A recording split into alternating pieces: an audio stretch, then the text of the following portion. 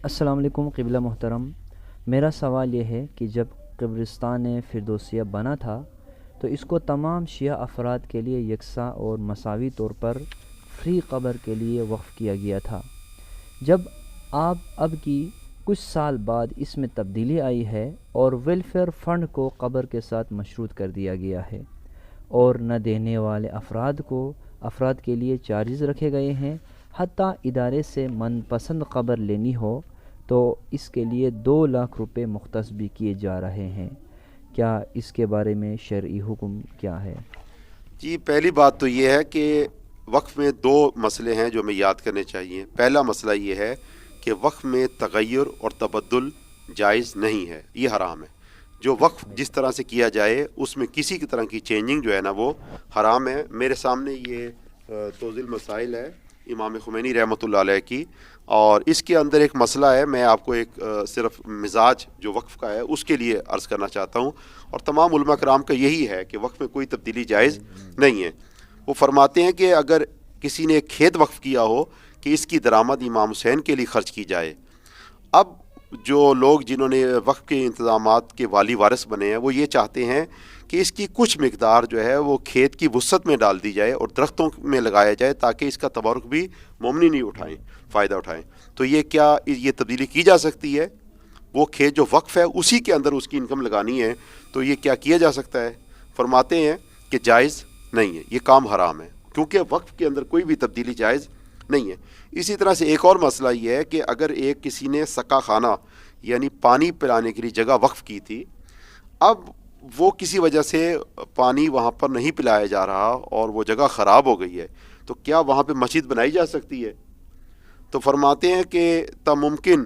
اس میں تبدیلی نہیں کی جا سکتی، اور وقف میں تغیر اور تبدل جائز نہیں ہے، وہ حرام ہے۔ تو یہاں سے جو ہمیں پتہ چلتا ہے وہ یہ ہے کہ ہم کسی بھی طرح کی تبدیلی نہیں کر سکتے۔ جو پہلے انہوں نے وقف کیا تھا کہ یہ قبر جو ہے وہ سب کے لیے مساوی ہے، کوئی بھی اس میں ذات پات کا خیال نہیں ہے، اور دوسری بات یہ کہ حتیٰ پھٹے تک دیے جائیں گے تو جتنے ممکن ہو سکتا ہے وہ دینے چاہیے، اور یہ بھی تھا کہ ہم اس میں بس کو بھی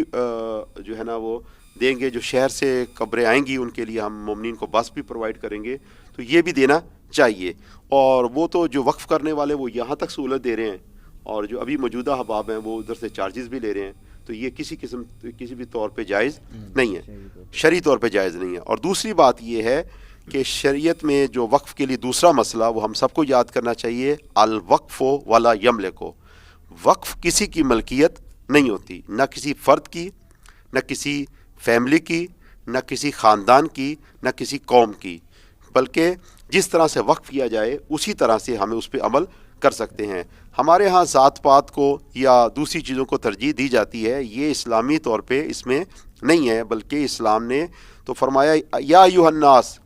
انا خلقناکم من ذکر و انثی وجعلناکم شعوبا وقبائل لتعارفوا، ہم نے آپ کو یہ قبائل میں جو تبدیل کیا ہے، آپ کسی کو جٹ بنایا، کسی کو بٹ بنایا، کسی کو شیخ بنایا ہے، اور کسی کو جو ہے وہ کسی اور طرح سے بنایا ہے، لتعارفوا، تاکہ آپ کی شناخت ہو۔